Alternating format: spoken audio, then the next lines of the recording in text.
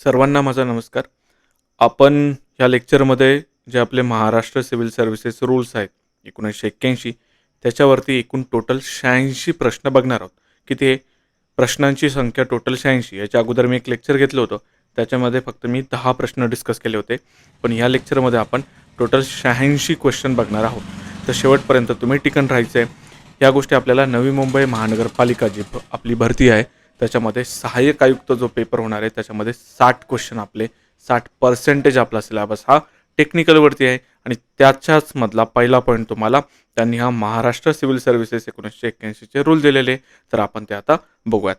पहिला प्रश्न काय? महाराष्ट्र नागरी सेवेच्या सर्वसाधारण शर्ती नियम 1981 हे नियम कोणत्या दिनांकापासून लागू झाले? त्याचं उत्तर काय? हे आपल्या बॅचच्या सगळ्या विद्यार्थ्यांना आता पाठ झालेलं असणार.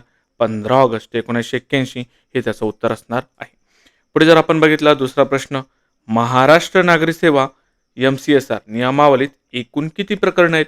मी तुम्हाला त्याचं स्ट्रक्चर पाठ करायला सांगितलं होतं. एकूण नियम किती आहे? एकूण नियम जर आपण बघितले 52. एकूण प्रकरणं किती आहे? तर तुमचे एकूण प्रकरणं 6 आहेत. आणि एकूण परिशिष्ट जर विचारले तर एकूण परिशिष्ट सुद्धा तुमचे किती आहेत? 6 आहेत. या लेक्चरची PDF तुम्हाला ह्या टेलिग्राम चॅनलला भेटणार आहे. तर तिथून ती तुम्ही डाउनलोड करा, प्रिंट करा आणि मी हे लेक्चर बघताना तुम्ही त्याच्यावरती उत्तरं टिक करत चला. पुढचा आपला तिसरा प्रश्न काय? खालीलपैकी कोणत्या घटकांना महाराष्ट्र सिव्हिल सर्व्हिसेस नियम लागू होतात? ठीक आहे, आपण ते बघूयात. कोणकोणते घटक आहे? विशेष कायद्याअंतर्गत नियुक्त कर्मचारी यांना हे नियम लागू होतात का? तर होतात. शासनाशी करार करून नियुक्त कर्मचारी यांना सुद्धा हे नियम लागू होतात. स्थानिक निधीतून वेतन घेणारे कर्मचारी यांना सुद्धा हे नियम लागू होतात. तर इथं मग आपलं उत्तर काय येणार आहे? डी हे आपलं उत्तर येणार आहे. पुढचा आपला प्रश्न आहे, MCSR नियमांचा अंतिम अर्थ लावण्याचा अधिकार कोणत्या विभागाकडे? हे जेव्हा मी लेक्चर घेत होतो त्याच्यामध्ये मी तुम्हाला 3 तोंडाचा ब्रह्मदेव सांगितलं होतं. 3 तोंडाचा ब्रह्मदेव म्हणजे काय? तुमचं नियम क्रमांक 3 काय येणार आहे? तुमचं नियम क्रमांक 3 मध्ये मी तुम्हाला सांगितलं होतं काय होतं? तुमचं वित्त विभाग होतं, जे की या नियमांचे अर्थ लावणार आहे. हे तुम्हाला लक्षात घ्यायचं आहे आणि हेच आपल्या प्रश्नाचं उत्तर असणार आहे. पुढे जर आपण बघितलं 5वा प्रश्न त्यांनी आपल्याला काय विचारलंय? एखाद्या कर्मचाऱ्याला नियमामुळे विनाकारण अडचण, त्याला आपण अनड्यू हार्डशिप म्हणतो, होत असल्यास नियम शिथिल करण्याचा अधिकार कोणाकडे? सगळ्यात पहिले तर याचा नियम लिहून घ्यायचा. याचा नियम किती आहे? नियम क्रमांक 4 हे आपण पाठ केलेलं होतं. काय आपण नियम क्रमांक कसा पाठ केला होता? 4 म्हणून मी तुम्हाला सांगितलं होतं. तर मग हे तुमचे एखाद्या कर्मचाऱ्याला नियमामुळे विनाकारण अडचण होत असेल तर नियम शिथिल करण्याचा अधिकार कोणाकडे आहे? कोणाकडे आहे तो? ज्यांनी लेक्चर केलं त्यांना माहिती आहे. शासन लेखी आदेशाद्वारे या नियमामध्ये शिथिलता आणू शकतं. कसं आणू शकतं? लेखी आदेशाद्वारे हा आपला कीवर्ड होता. नियम क्रमांक 4 सुद्धा आपण पाठ केलेला होता. आता आपला पुढचा प्रश्न आहे 6व्या क्रमांकाचा. शासनानं केलेल्या वैध कराराच्या अटींबाबत खालीलपैकी कोणते विधान आहे? कोणते विधान योग्य आहे असं त्यांनी आपल्याला विचारलेलं आहे. सगळ्यांना आता हे बॅचच्या सगळ्या विद्यार्थ्यांना आपलं पाठ झालं असेल. हा आपला नियम क्रमांक किती आहे? नियम क्रमांक 5 आहे. हे तुम्हाला लक्षात आलं पाहिजे. काय त्याच्यामध्ये? त्या अटी नियमावर प्राधान्य घेतात. ठीक आहे. त्या अटी नियमांपेक्षा कनिष्ठ असतात. ठीक आहे. त्या अटी नियमांखाली येतात आणि त्या अटी अमान्य ठरतात. मी तुम्हाला सांगितलं होतं 5 म्हणजे तुमचे पंच लोक डिसाईड करता की तुमचा कॉन्ट्रॅक्ट मोठा असणार आहे की तुमचा कॉन्ट्रॅक्ट मोठा असणार आहे की तुमचे रूल मोठे असणार आहे. त्याच्यामध्ये मी तुम्हाला ट्रिक सांगितली होती. तुमच्या कॉन्ट्रॅक्टमध्ये एकूण 8 अल्फाबेट आहे, रोलमध्ये तुमचे 4च अल्फाबेट आहे. ज्याच्याकडे संख्याबळ जास्त तो जिंकणार आहे, तो ओव्हरराईड करणार आहे. म्हणून इथं तुमचं उत्तर ए येणार आहे. त्या अटी नियमावर प्राधान्य घेतात हे आपलं उत्तर असणार आहे. पुढचा आपला प्रश्न आहे 7व्या क्रमांकाचा.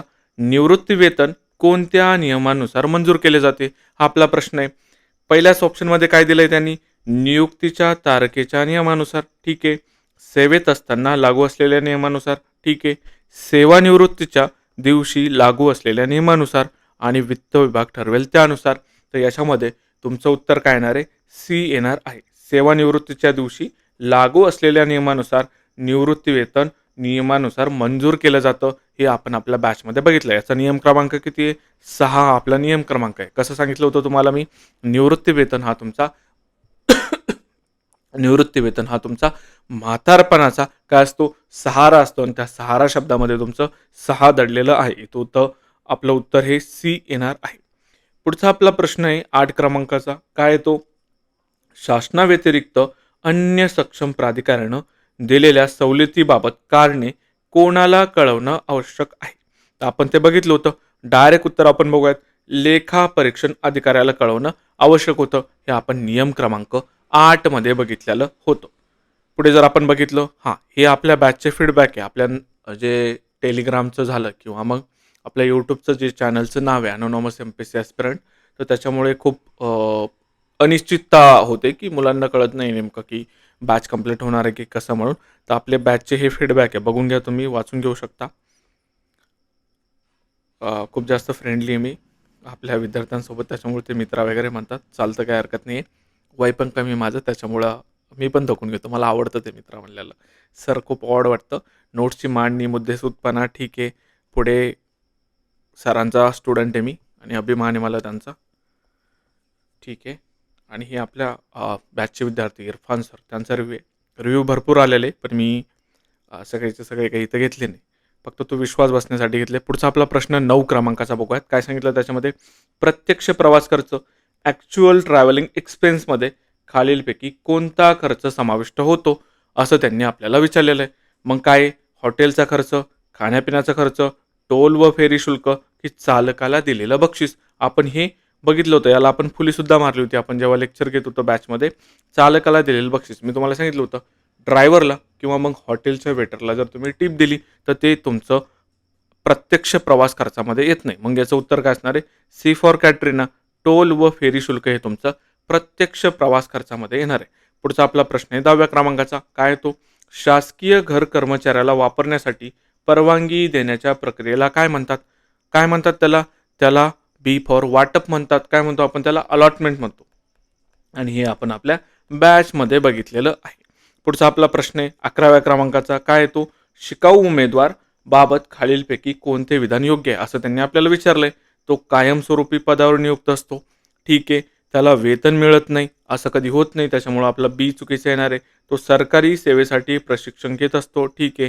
तो संवर्गाचा भाग असतो. संवर्गाचा तो भाग नसतो आणि कायमस्वरूपी सुद्धा तो पदावर नसतो. जेव्हा तुम्ही शिकाऊ असता, जेव्हा तुम्ही ट्रेनिंग घेत असता, तेव्हा तुम्ही कायमस्वरूपी पदावर नसता. मग इथं तुमचं उत्तर काय येणार आहे? तो सरकारी सेवेसाठी प्रशिक्षण घेत असतो. हे तुमचं उत्तर येणार आहे.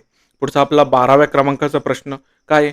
लेखा अधिकारी, ऑडिट ऑफिसर कोणामार्फत नियुक्त केला जातो? याचं डायरेक्ट उत्तर सांगतो मी तुम्हाला. नियंत्रक व महालेखा परीक्षक, त्याला आपण काय म्हणतो? त्याला आपण कॅग म्हणतो. त्या कॅगद्वारे तुमचा लेखा अधिकारी नियुक्त केला जातो. हे आपल्या प्रश्नाचं उत्तर असणार आहे. पुढचा आपला प्रश्न आहे संवर्ग म्हणजे काय? कॅडर म्हणजे काय? त्याचं उत्तर काय असणार आहे आपलं? मंजूर कायमस्वरूपी व तात्पुरत्या पदांचा समूह, त्याला आपण काय म्हणतो? कॅडर असं म्हणतो. आणि कॅडरची डेफिनेशन आपण 9व्या नियमामध्ये बघितलेली आहे. पुढे जर आपण बघितलं, त्यांनी आपल्याला 14व्या प्रश्नामध्ये कॅम्प इक्विपेजमध्ये खालीलपैकी कशाचा समावेश होत नाही असं विचारलेलं आहे. आता याच्यामध्ये कॅम्प इक्विपमेंटचा समावेश नको.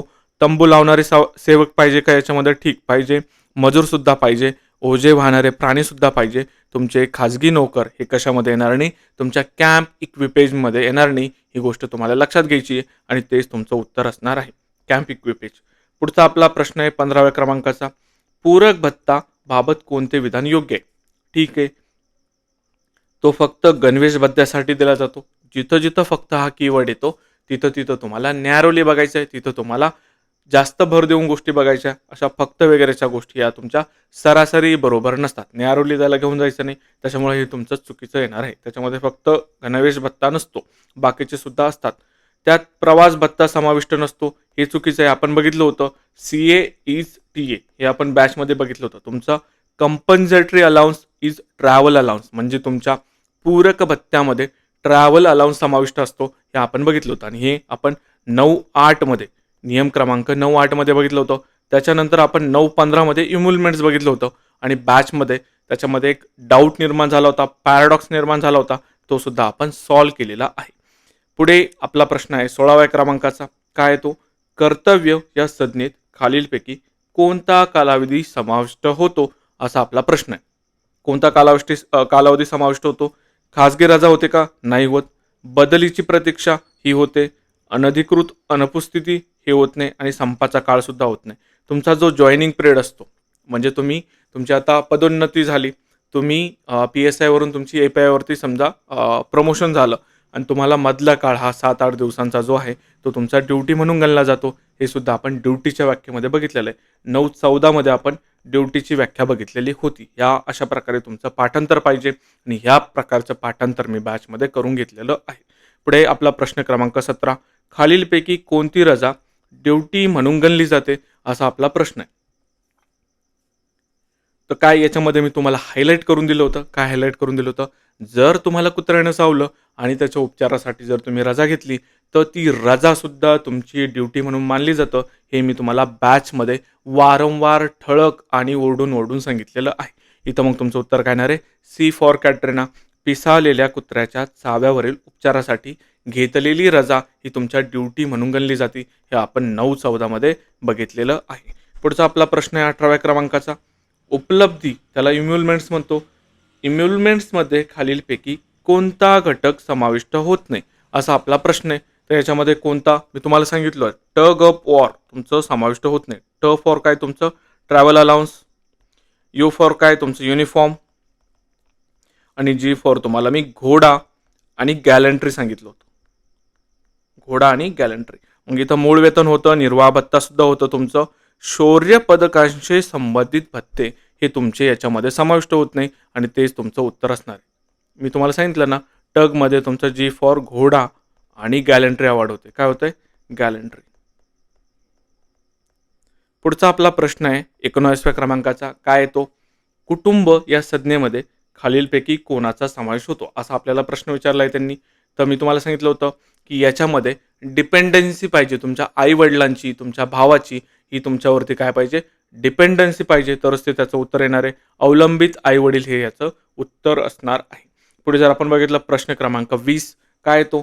परकीय सेवाबाबत कोणते विधान योग्य आहे? मी तुम्हाला परकीय सेवा त्याच्यामध्ये तुम्हाला डेप्युटेशन आणि फॉरेन सर्व्हिसमधला फरक सांगितला होता. फॉरेन सर्व्हिसचा अर्थ असा होत नाही की तुम्ही बाहेर देशात जाऊन सेवा करताय किंवा जॉब करताय. फॉरेन सर्व्हिसचा अर्थ काय होतो आणि डेप्युटेशनचा अर्थ काय होतो? आपण परत एकदा बघूयात. हे डेप्युटेशन झालं तुमचं, ही फॉरेन सर्व्हिस झाली. डेप्युटेशनमध्ये काय असतं? तुमचं डिपार्टमेंट हे वेगळं असतं. Department is different. हे मी तुम्हाला सांगितलं होतं. फॉरेन सर्व्हिसमध्ये मी तुम्हाला काय सांगितलं होतं? तुम्ही परकीय कशाला होता? तुम्ही संचित निधीला परकीय होता. कशाला? संचित निधीला परकीय. म्हणजे काय? तुमचा पगार हा संचित निधीतून होत नाही. तो राज्याचा असू द्या किंवा केंद्राचा किंवा मग शासनाकडून तुमचा पगार होत नाही. विशिष्ट कॉर्पोरेशन किंवा मग विशिष्ट संघटना ही तुमचा पगार करते. त्याला आपण काय म्हणतो? फॉरेन सर्व्हिस असं म्हणतो. त्याचा नॅरो अर्थ घ्यायचा नाही, त्याचा ब्रॉड स्वरूपाचा अर्थ घ्यायचा. आणि डेप्युटेशन सुद्धा आपण हे बॅचमध्ये बघितलेलं आहे. मग इथं काय विचारलं? परकीय सेवाबाबत कोणतं विधान योग्य आहे? तर कोणतं विधान योग्य आहे त्याच्याबाबत? वेतन संचित निधी व्यतिरिक्त इतर स्रोतातून दिले जातं. तेच मी तुम्हाला इथं सांगितलं. याची ट्रिक सुद्धा मी तुम्हाला सांगितली होती. D for department is different आणि F for fund is different असा आपण त्याच्यामध्ये फरक बघितलेला होता. इथं हे तुमचं उत्तर असणार आहे. पुढे आपला 21व्या क्रमांकाचा प्रश्न आहे. काय तो? प्रतिनियुक्तीमध्ये वेतन कोणत्या निधीतून दिलं जातं? डेप्युटेशनमध्ये कोणत्या निधीतून दिलं जातं? हां, तोच मेन फरक होता आपला फॉरेन सर्व्हिस आणि डेप्युटेशनमध्ये, की डेप्युटेशनमध्ये तुमचं पेमेंट डिपार्टमेंट जरी वेगळं असलं, तुमचं पेमेंट हे भारत किंवा राज्याच्या संचित निधीतून दिलं जातं आणि फॉरेन सर्व्हिसमध्ये तुमचं पेमेंट हे संचित निधीतून नसतं. हाच मेजर फरक होता आणि इथं तुमचं उत्तर मग बी येणार आहे, भारत किंवा राज्याच्या संचित निधी. पुढचा आपला प्रश्न आहे 22व्या क्रमांकाचा.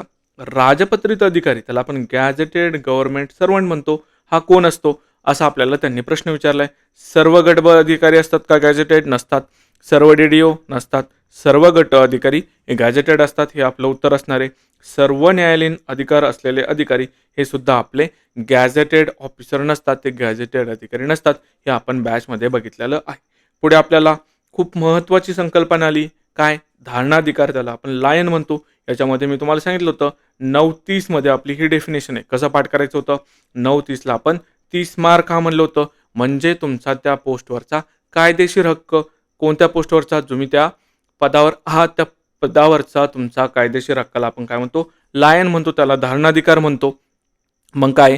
त्याचं उत्तर काय नाही रे आपलं? लायनची डेफिनेशन पदावर कायदेशीर हक्क सी फॉर कॅटरीना हे आपलं उत्तर असणार आहे. पुढचा आपला प्रश्न आहे, स्थानिक भत्ता लोकल अलाउन्स कोणाला मिळतो, असा आपल्याला प्रश्न त्यांनी विचारलेला आहे. 24व्या क्रमांकाचा आपला प्रश्न आहे. तो लोकल अलाउन्स कोणाला भेटतो, मी तुम्हाला सांगितलं होतं, ज्या ठिकाणी मुख्यालय आहे अशा कर्मचाऱ्यांना. आणि फक्त मुख्यालय असून चालत नाही, तिथं काय पाहिजे, एक तर महागाई पाहिजे, प्रदूषण पाहिजे. ह्या आपण काही कंडिशन त्याच्यामध्ये बघितल्या होत्या. त्याच्यामुळे आपलं उत्तर काय येणार आहे, ज्या ठिकाणी मुख्यालय आहे अशा कर्मचाऱ्यांना लोकल अलाउन्स मिळतो, हे आपलं उत्तर असणार आहे. पुढचा आपला प्रश्न आहे 25 क्रमांकाचा, स्थानिक निधी बाबत कोणते विधान योग्य आहे. तर कोणतं विधान योग्य आहे याच्याबाबत आपलं सी नंबरचं विधान योग्य आहे. कायद्याने सरकारच्या नियंत्रणाखाली असलेला महसूल हा आपला लोकल फंड असतो, हे तुम्हाला लक्षात घ्यायचं आहे. पुढचा आपला प्रश्न काय, मंत्रालयीन कर्मचारी मिनिस्ट्रियल सर्वंट कोणत्या गटातील असतात. मी तुम्हाला सांगितलं होतं की तुमचे मंत्रालयीन कर्मचारी हे क्लरिकल लेवलचे राहतात, म्हणजे तुमचे ते गटक लेवलचे असतात. हे तुम्हाला आपण बॅचमध्ये सांगितलेलं होतं, आपण ते बॅचमध्ये बघितलेलं होतं. एक सेकंड.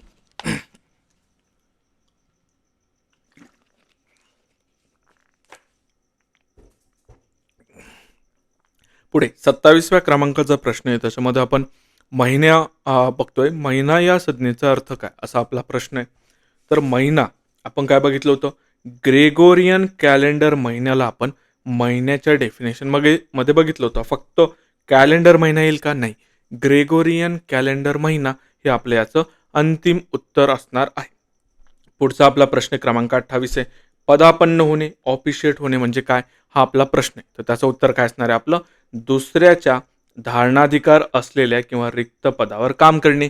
इथं मी तुम्हाला सांगितलं होतं, आपल्या बॅचचे विद्यार्थी आहेत इरफान सर, त्यांचं उदाहरण दिलं होतं की ते इरफान सर जर लंडनला गेले, कशासाठी गेले, उच्च शिक्षणासाठी गेले, मग त्यांच्या पदावरती एक डेप्युटी इंजिनियर येऊन बसतो. तो येऊन बसतो म्हणजे काय, त्याला आपण काय करतो, त्याला आपण ऑफिशिएट करतो, त्याला आपण पदापन्न करतो. पण जेव्हा इरफान सर रिटर्न येतील 2 वर्षामध्ये, त्याला ते पद सोडावं लागेल, कारण का इरफान सरांचा त्या पदावरती काय लाय नाही, हे आपण बघितलेलं होतं. मग याचं उत्तर आपलं काय असणार आहे, सी फॉर कॅटरीना, दुसऱ्याच्या धारणाधिकार असलेल्या किंवा रिक्त पदावर काम करणे, त्याला आपण काय म्हणतो, पदापन्न होणे किंवा ऑफिशिएट होणे असं म्हणतो. पुढचा आपला प्रश्न 29व्या क्रमांकाचा, वेतनमध्ये खालीलपैकी कोणता घटक समाविष्ट होत नाही, असं आपल्याला त्यांनी विचारलेलं आहे. तर वेतनामध्ये तुमचं, त्याला आपण काय म्हणतो, स्पेशल पे. मी तुम्हाला सांगितलं होतं, स्पेशल पे हा तुमचा 2 गोष्टीमध्ये भेटतो. स्पेशल पे आपण कसं लिहिलं होतं, ते स्पेशल पे आपण ह्या स्वरूपामध्ये लिहिलं होतं.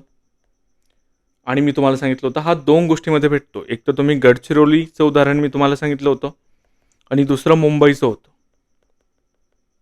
मुंबईचं का, कामाचा लोड जास्त आहे. काय, कामाचा लोड जास्त आहे. आणि गडचिरोलीमध्ये कामाचं स्वरूप अवघड आहे. ह्या 2 गोष्टी आपण स्पेशल पेच्या संदर्भात बघितल्या होत्या, आणि तो तुमच्या वेतनाचा भाग नसतो, हे सुद्धा आपण बघितलेलं होतं. कुठे, लेक्चरमध्ये आपण बघितलेलं होतं. तर आपलं उत्तर विशेष वेतन हे असणार आहे. पुढचा प्रश्न काय, निवृत्ती वेतनबाबत कोणते विधान योग्य आहे, असा आपल्याला प्रश्न त्यांनी विचारलाय.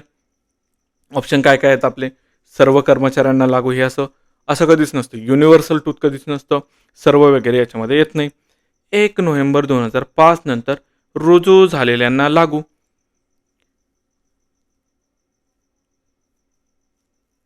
तो आपण स्पेशली बघितलं होतं की 1 नोव्हेंबर 2005 नंतर जे रुजू झालेले, तर त्यांना GPF आणि हे नियम, कोणते पेन्शनचे नियम वेगळे, त्यांना ते लागू नसतात. आपण बॅचमध्ये स्पेशली बघितलं होतं. मग त्यांना काय लागू असतं, ग्रॅच्युइटीचा समावेश होतो, हे आपण बॅचमध्ये बघितलेलं होतं. त्याच्यानंतर काय, फक्त गट अधिकाऱ्यांना लागू, हे सुद्धा आपलं ऑप्शन चुकीचं असणार आहे. पुढचा आपला प्रश्न आहे 31व्या क्रमांकाचा, निवृत्ती वेतनपात्र वेतन पेन्शनेबल पे कशावर आधारित असते, असा आपला प्रश्न आहे. तर त्याचं उत्तर काय, शेवटच्या 10 महिन्यांची सरासरी किंवा शेवटचे मूळ वेतन, हे आपण बघितलं होतं. मी तुम्हाला बॅचमध्ये सांगितलं होतं की याच्यामध्ये 10चा आकडा हे ते चुकू शकता. 10च्या ऐवजी तुम्हाला ट्रॅप करण्यासाठी 12 महिन्यांची सरासरी करून ते तुम्हाला देऊ शकता. पण इथं तुम्हाला तो ट्रॅप ओळखता आला पाहिजे. इथं आपलं उत्तर काय असणार आहे, बी, शेवटच्या 10 महिन्यांची सरासरी किंवा शेवटचे मूळ वेतन हे तुमचं पेन्शनेबल पे, त्याच्यावरती तुमचा आधारित असतो. पुढचा आपला प्रश्न आहे निवृत्ती वेतनाचे प्रमाण किती असते? तर निवृत्ती वेतनाचे प्रमाण शेवटच्या वेतनाच्या 50% असते. किती असते? शेवटच्या वेतनाच्या 50% असते. हे आपण बघितलेलं आहे. पुढचा आपला प्रश्न आहे 33व्या क्रमांकाचा. कायमस्वरूपी पद परमनंट पोस्ट म्हणजे काय? हा आपला प्रश्न आहे. तर परमनंट पोस्ट म्हणजे काय? ठराविक वेतन श्रेणीचे कालमर्यादेविना मंजूर पद, त्याला आपण काय म्हणतो? परमनंट पोस्ट असं म्हणतो. त्याच्यानंतर आपण टेन्युअर पोस्ट सुद्धा बघितली होती. टेन्युअर पोस्ट ती तुम्हाला आठवायला पाहिजे. त्याच्या काय काय प्रोव्हिजन होत्या त्या गोष्टी तुम्हाला आठवायला पाहिजे. पुढचा आपला प्रश्न आहे 34व्या क्रमांकाचा. प्रिझम्प्टिव्ह पे म्हणजे काय? हे आपण बघितलेलं होतं. काय? प्रिझम्प्टिव्ह पेची डेफिनेशन आपण बघितलेली होती. त्याच्या ऑप्शन वाचा एकदा. त्याच्या प्रश्नामध्येच त्याचं उत्तर आहे काय? प्रिझम्प्टिव्ह अनुमूत वेतन येते. पद धारण केले असते तर मिळाले असते असे वेतन म्हणजे काय? तुमचं अनुमित वेतन हा त्याचा अर्थ होतो. मग तुमचं उत्तर काय येणार आहे? ऑप्शन सी हे तुमचं उत्तर असणार आहे.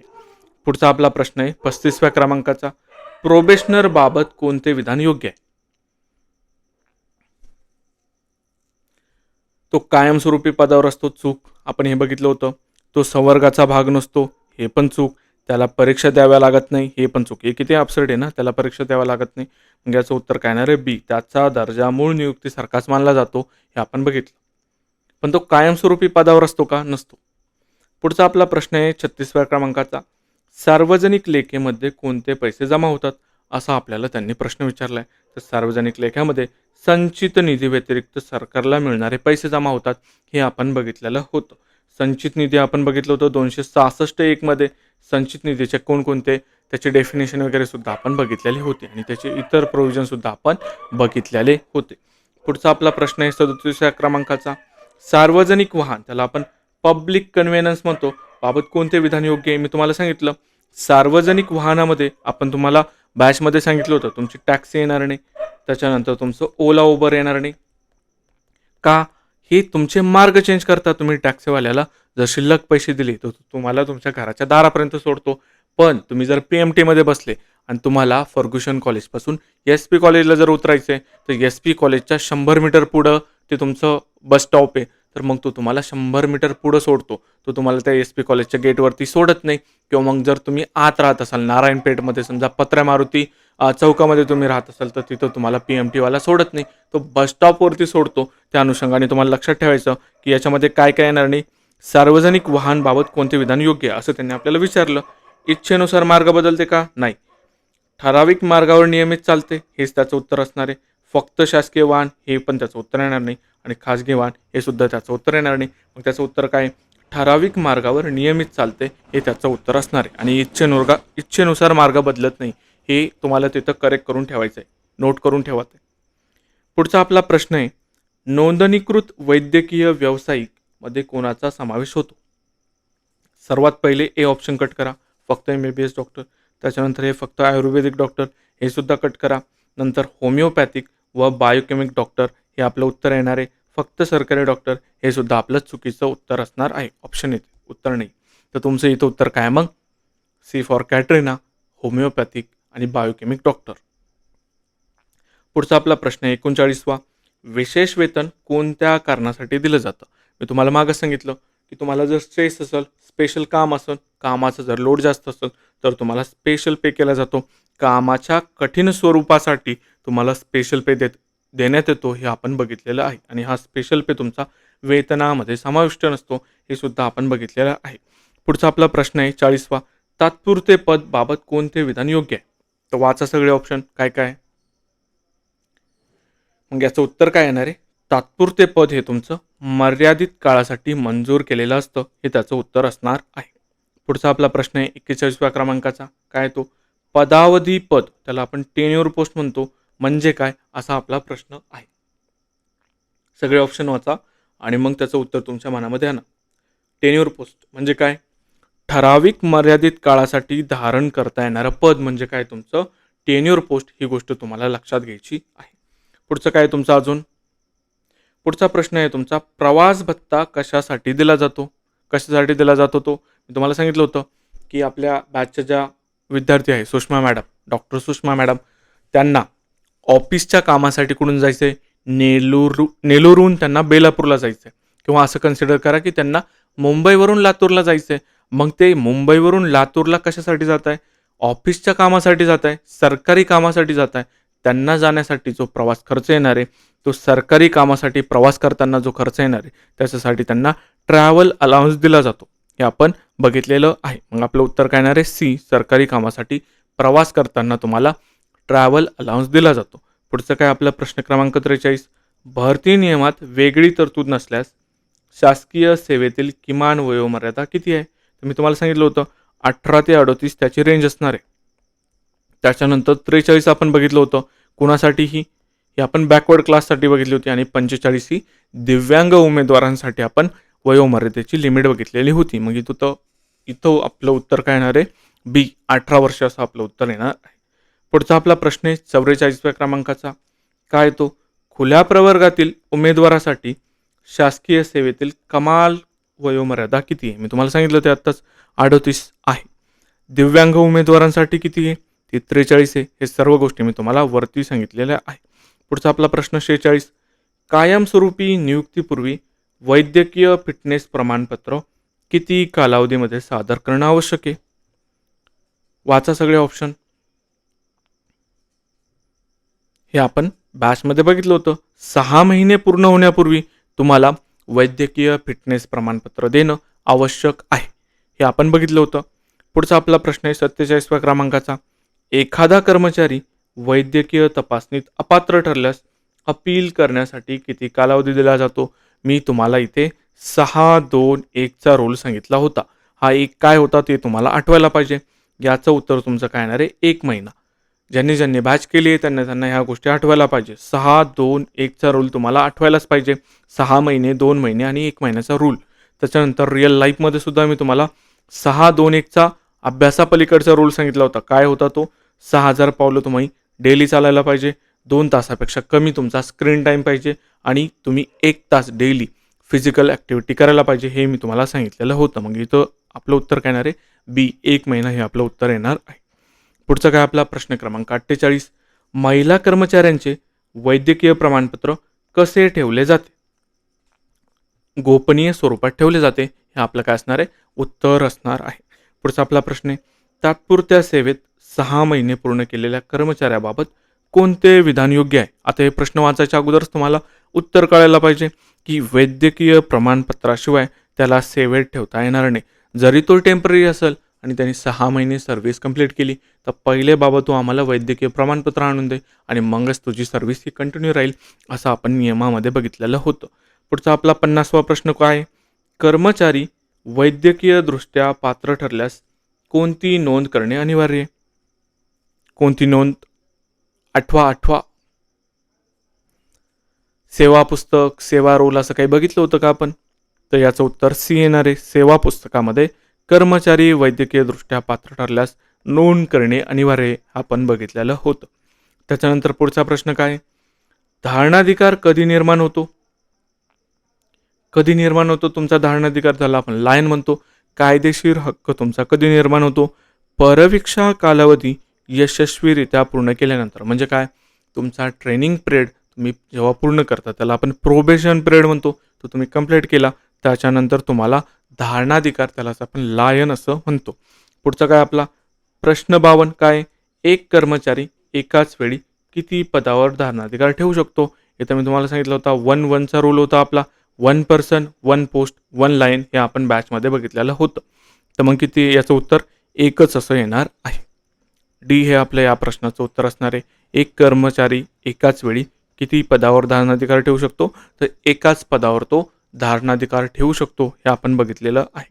पुढचं काय आपलं प्रश्न क्रमांक 53 काय येतो? कोणत्या परिस्थितीत कर्मचाऱ्याचा धारणाधिकार कायम राहतो? सगळे ऑप्शन वाचा. वाचले हे 2.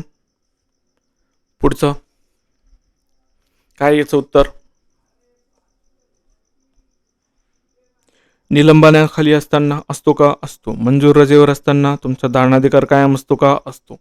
नंतर काय? परकीय सेवेवर असताना तेव्हा सुद्धा तुमचा लायन या त्या पोस्टवरचा तुमचा धारणाधिकार हा कायम असतो, म्हणून याचं उत्तर डी वरील सर्व असं येणार आहे. पुढचा आपला प्रश्न काय? कर्मचाऱ्याची नियुक्ती पदावधी पदावर झाल्यास काय परिणाम होतो? काय याचं उत्तर? ऑप्शन वाचा सगळे. त्याचा धारणाधिकार स्थगित होतो हे आपण बघितलेलं होतं. हे जर गोष्टी तुम्हाला आठवत नसतील तर तुम्हाला रिव्हिजनची गरज आहे. पुढे आपण काय बघितलं होतं?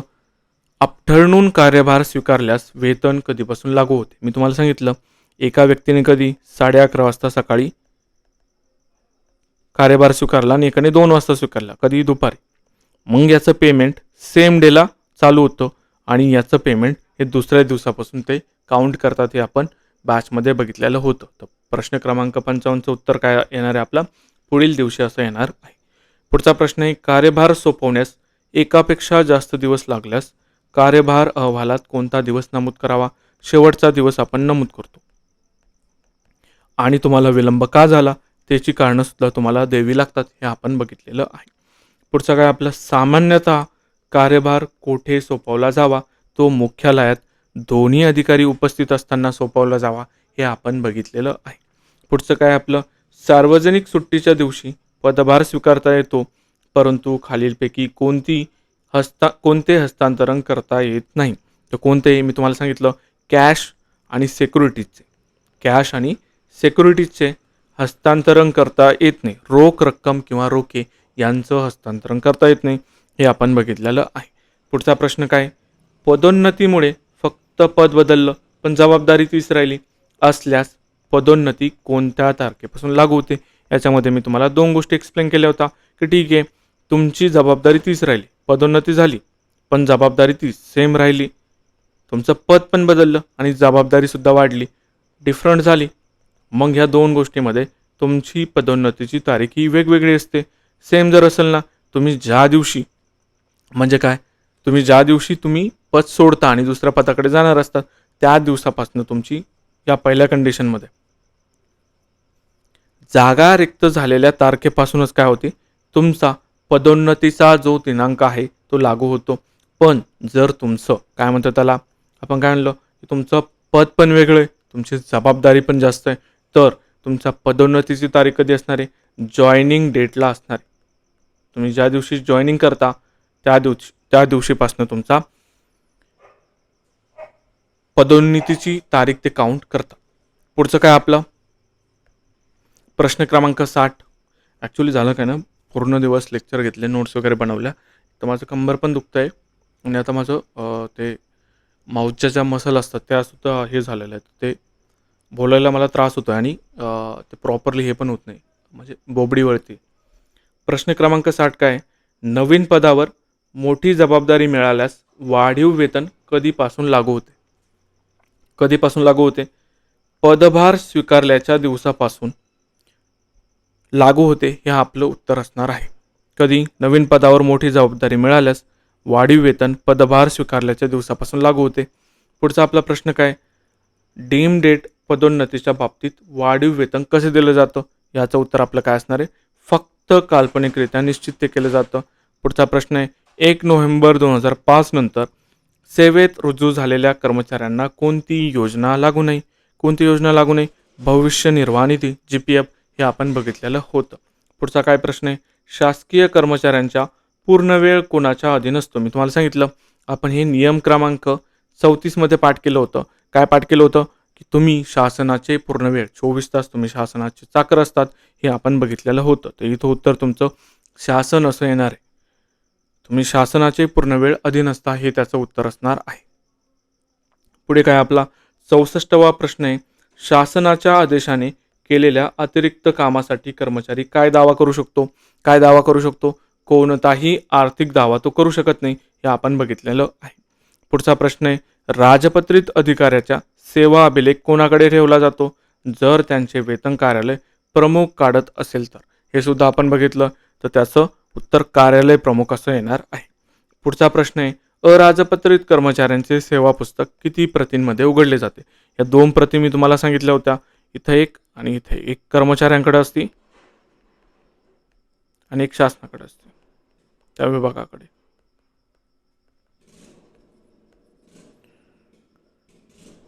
तर याचं उत्तर काय येणार आहे? बी 2 येणार आहे. पुढचा प्रश्न आहे, खालीलपैकी कोणत्या कर्मचाऱ्यांना सेवा पुस्तक आवश्यक नसतं? तर जे पण गट ड चे कर्मचारी, तर त्यांना सेवा पुस्तक आवश्यक नसतं. त्यांच्यासाठी काय असतं? सर्व्हिस रोल असतो. काय असतो? Service role. याच्यामध्ये गट ड चे कर्मचारी येतात आणि हवालदारपेक्षा पोलीस लाईनमध्ये जे कमी दर्जाचे आहे ना, तर त्यांच्यासाठी सुद्धा सर्व्हिस रोल असतो. त्याच्यानंतर जे फॉरेस्ट गार्ड असतात त्यांनासुद्धा सेवा पुस्तक नसतं. त्यांना काय असतं? सर्व्हिस रोल असतो. हे आपण बघितलेलं आहे. पुढे काय आहे? सेवा पुस्तकातील नोंदी अद्ययावत असल्याचे प्रमाणपत्र कार्यालय प्रमुखाने कधी द्यावे असं त्यांनी विचारलं. तर हे आपण सप्टेंबर अखेर बघितलेलं होतं. काय त्याचं उत्तर? सप्टेंबर अखेर आहे. जन्मदिनांक बदलासाठी अर्ज सेवा सुरू झाल्यापासून किती कालावधीत करावा लागतो? 1 वर्षाच्या आत तुम्हाला अर्ज करावा लागतो. पुढचा प्रश्न आहे, जन्मदिनांकासाठी सर्वात प्रबळ पुरावा कोणता मानला जातो? 10वीची सनद. हे आपण बघितलेलं होतं. पुढचा प्रश्न काय? कर्मचाऱ्याची कपात, निलंबन किंवा बडतर्फी झाल्यास कारण कुठे नोंदवणे बंधनकारक आहे? तर कुठं? सेवा पुस्तकामध्ये ते नोंदवणं बंधनकारक आहे. हे आपण बघितलेलं होतं. वैयक्तिक चरित्र प्रमाणपत्राची नोंद सेवा पुस्तकात कधी करू नये? काय येणार आहे याचं उत्तर बघा. आपण बघितलं होतं की तुमचं पर्सनल कॅरेक्टर जे सर्टिफिकेट आहे तर ते केव्हा नोंदवलं जातं सेवा पुस्तकामध्ये? जेव्हा विभाग प्रमुख हा आदेश देतो तेव्हाच तुमचं वैयक्तिक चारित्र्य प्रमाणपत्र याची नोंद सेवा पुस्तकामध्ये केली जाते. हे आपण बघितलं होतं. मग याचं उत्तर काय येणार आहे? विभाग प्रमुखांचे आदेश नसतील तर तुमचं वैयक्तिक चारित्र्य प्रमाणपत्राची नोंद ही सेवा पुस्तकामध्ये केली जात नाही. हे आपण बघितलेलं आहे. पुढचा प्रश्न आहे, सेवा पुस्तक कर्मचाऱ्याला दाखवण्याची जबाबदारी कोणाची? तर ती विभाग प्रमुखाची आहे. यांनी बघितली, कर्मचाऱ्याने ती बघितली म्हणून तो काय करतो? तिथे स्वाक्षरी करतो. हे सुद्धा आपण बघितलेलं होतं. पुढचं काय? सेवा पुस्तक तपासल्याची खूण म्हणून कर्मचारी काय करतो? तर त्याच्यावरती तो स्वाक्षरी करतो. सेवा पुस्तकावर स्वाक्षरी करतो. हे आपण बघितलेलं आहे. मागील आर्थिक वर्षात सर्व कर्मचाऱ्यांना सेवा पुस्तके दाखवली आहेत असे प्रमाणपत्र कधीपर्यंत सादर करावे लागते? याचं उत्तर सुद्धा काय येणार आहे? सप्टेंबर अखेर असं येणार आहे. पुढचा प्रश्न आहे, बदली किंवा प्रतिनियुक्तीच्या वेळी सेवा पुस्तकाबाबत कोणता नियम योग्य आहे? वाचा, सगळे ऑप्शन वाचा.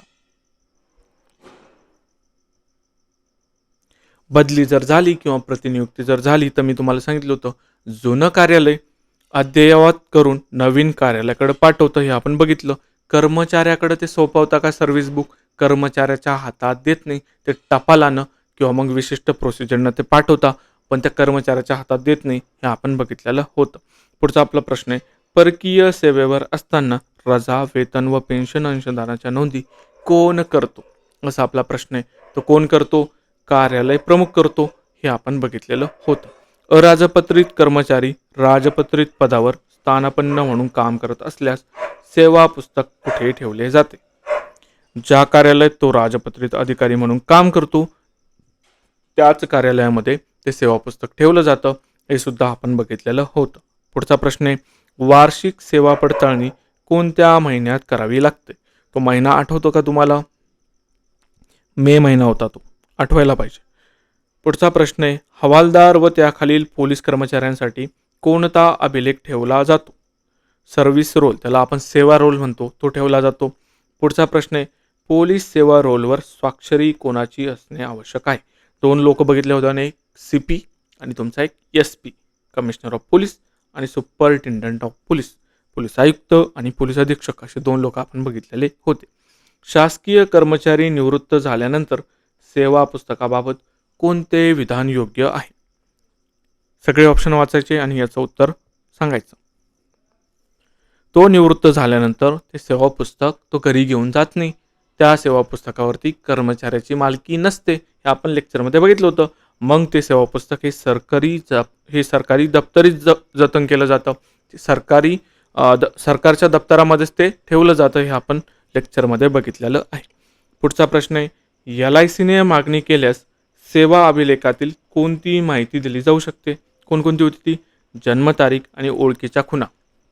मी तुम्हाला उदाहरण दिलं होतं की जर काही डिस्प्यूट झालं LICच्या क्लेममध्ये तर त्या बाबींमध्ये ते मागतात डिटेल्स वगैरे. पुढचं आहे आपलं, वैज्ञानिक किंवा तांत्रिक संशोधन करणाऱ्या शासकीय कर्मचाऱ्याने पेटंटसाठी अर्ज करण्यासाठी काय आवश्यक आहे? सर्वात पहिले तर मला पेटंटवरून तुम्ही आपलं प्रकरण क्रमांक सांगायचं. प्रकरण क्रमांक 5 हे तुमचं पाठच पाहिजे. मी तुम्हाला सांगितलं होतं पानचट पेटंट, असं लक्षात ठेवा. पानचट पेटंट हे तुमचं पाठच पाहिजे. मग आता ह्या प्रश्नाचं उत्तर सांगायचं ऑप्शन वाचून. शासनाची पूर्व परवानगी असल्याशिवाय तुम्ही पेटंटसाठी अर्जसुद्धा करू शकत नाही आणि पेटंटसुद्धा घेऊ शकत नाही. ह्या गोष्टी आपण प्रकरण 5 मध्ये बघितलेल्या आहे. पुढे आहे आपलं 85 क्रमांकाचा प्रश्न. नियम 50 अंतर्गत एखादा कर्मचारी येतो की नाही यावर अंतिम निर्णय कोणाचा असतो? कोणाचा असतो? शासनाचा असतो. पुढचा आणि हा आपला शेवटचा प्रश्न आहे. हा इथं आपण टोटल पूर्ण 52 नियमावरचे प्रश्न बघितले. काय? पूर्ण आपण 52 नियमावरचे. जर तुम्ही आपली बॅच जर बघितली, त्याच्यामध्ये मी टोटल 5 लेक्चर घेतलेले. 5 लेक्चर हे तुमचे जवळपास 4.5 ते पावणे 5 तासाचे आहे. त्याच्यामध्ये डिटेल एक प्रोव्हिजन, कुठं काय काय लक्षात ठेवायचं, कसं लक्षात ठेवायचं, नेगेटिव्ह ऑप्शन काय, या सगळ्या गोष्टी डिटेलमध्ये आपण डिस्कस केलेल्या आहे. याच्यानंतर मी बॅचमधील जे विद्यार्थी आपले त्यांना गुगल टेस्टसुद्धा दिलेली, जी की गुगल टेस्ट ही तुमची टप लेवलची. त्याच्यामध्ये तुमचे प्रश्न हे टप लेवलचे, जशी लिगल लँग्वेज असते त्या स्वरूपाची आपण ती गुगल टेस्टसुद्धा बनवलेली आहे. तर 86वा आणि शेवटचा प्रश्न बघूयात. महाराष्ट्र नागरी सेवा 1981 नियम लागू झाल्यानंतर कोणते नियम रद्द झाले? तर आपण बघितलं बॉम्बे सिव्हिल सर्व्हिसेस रूल 1959 हे नियम रद्द झालेले आहेत. तर इथं आपले सगळे 86चे 86 प्रश्न आपण डिस्कस केले. काही नाही, मी पूर्णपणे पळवलं हे लेक्चर, याच्यामध्ये प्रॉपरली डिस्कस केलं नाही. फक्त मला तुम्हाला एक प्रश्न कशा स्वरूपाचे येऊ शकतात, त्याचे उत्तरं काय, हे डिस्कस करायचं होतं. तुम्हाला जर डिटेलमध्ये काही गोष्टी बघायच्या असेल तर तुम्ही बॅच घेऊ शकता, किंवा ज्यांनी ऑलरेडी बॅच घेतली त्यांच्यासाठी तर हे म्हणजे त्यांनी सहज जर बघितलं ना हे लेक्चर तरी काही इश्यू नाही, कारण की त्यांच्या भरपूर गोष्टी ह्या पाठ झालेल्या आहेत. तर भेटू पुढच्या लेक्चरमध्ये. तोपर्यंत बाय बाय. याची PDF तुम्हाला या टेलिग्राम चॅनलला भेटेल, अनोनॉमस MPSC ॲस्पिरंट.